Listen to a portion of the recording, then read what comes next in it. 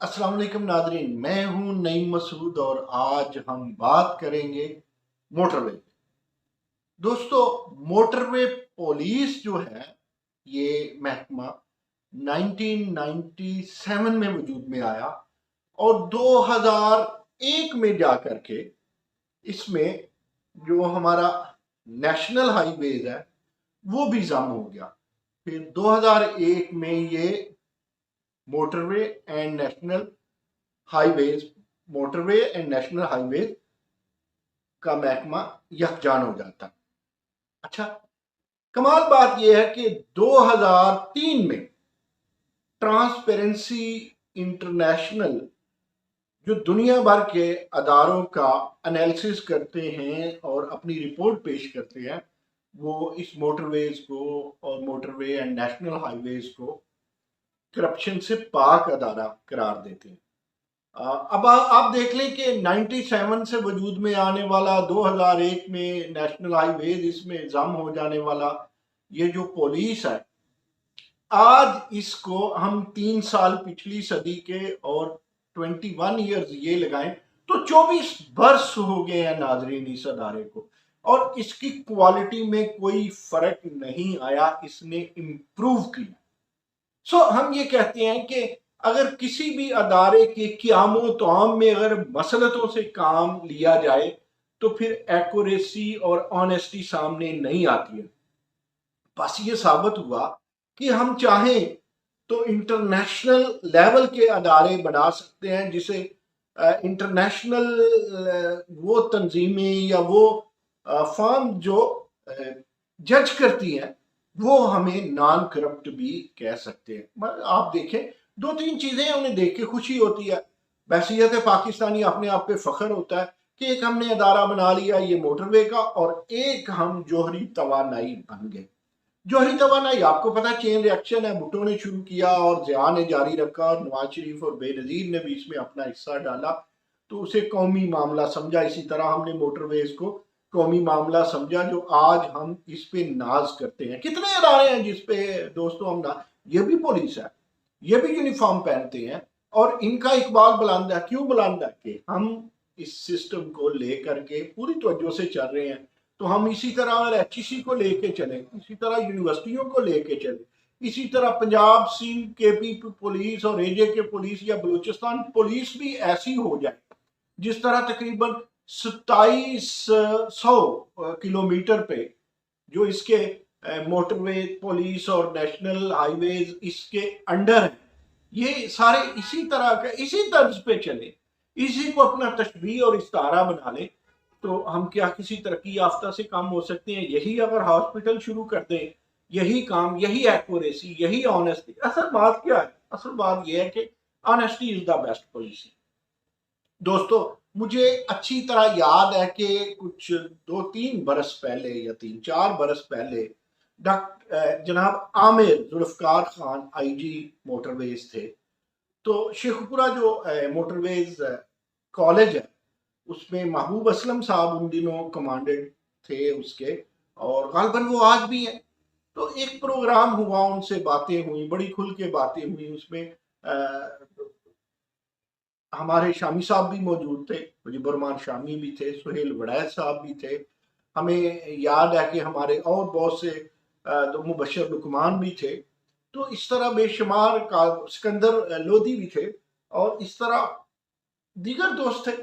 तो उसमें जो हमें रिपोर्ट पेश की गई, जो उसमें वो अलग बात है कि हफ्ते के बाद वहां IG चेंज हो गए, लेकिन IG कोई भी आया मोटरवेज का जी, आमिर जुल्फकार खान साहब के बाद कोई आया है जी, या अब कोई इनाम साहब हैं, या जो भी आए हैं, उन्होंने इसको मेंटेन रखा, यानी इस चेन रिएक्शन को, इस पॉजिटिविटी को उन्होंने मेंटेन रखा है। और ये है जनाब खराज तहसीन, और ये है हमारा रश्क, और ये हम चाहते हैं कि हम इस अदारे की तकलीद करें और हम सब करें, हमारे सब अदारे करें।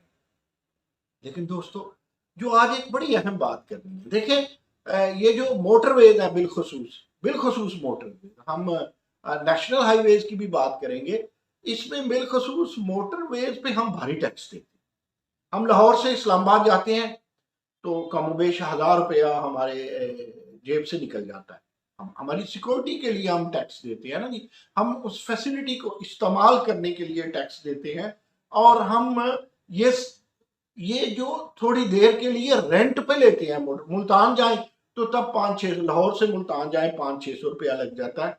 लाहौर से अगर हम सखर जाते हैं तो इस पे हमारे जो मोटरवेज के मामला आते हैं, जो इस पे हम टैक्स देते हैं, तो वो 1500 रुपए के करीब लग जाता है कमोबेश, और ये बढ़ता रहता है। फिर अगर हम यहाँ से M2 से हम लाहौर से निकलते हैं और हजारा हाईवेज पे एबटाबाद तक जाते हैं, या उधर से हम सवात जाते हैं, या हम पेशावर जाते हैं, तो आप देखें मोर देन 1000 हम इस पे।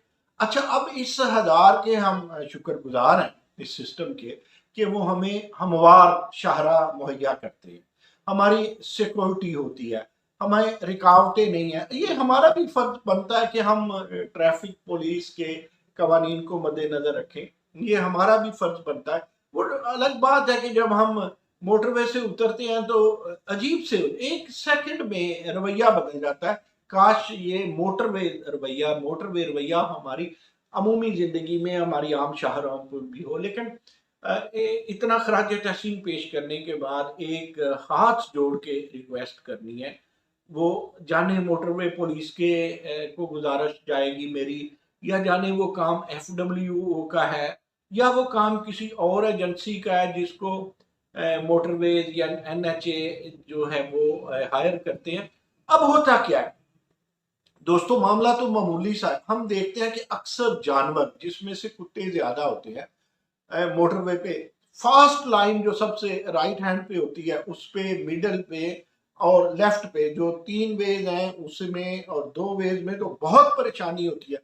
मिसाल के तौर पे ये परेशानी हमें M4 पे तो बहुत ज्यादा होती है।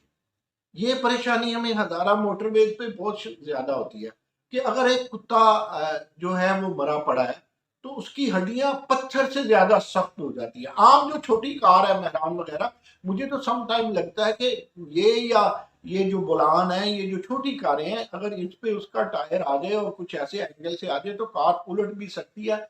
वो डेड बॉडी जो कुत्ते की होती है वो बहुत ज्यादा, उसकी हड्डियां पहले से ज्यादा मजबूत हो जाती है, यानी उनमें कुछ थोड़ी बहुत जो लचक होती है एक जिंदा कुत्ते में मसल्स की, या दूसरी तीसरी जो लचक होती है, वो फिर बाद में लचक नहीं होती, वो पत्थर पड़ा होता है।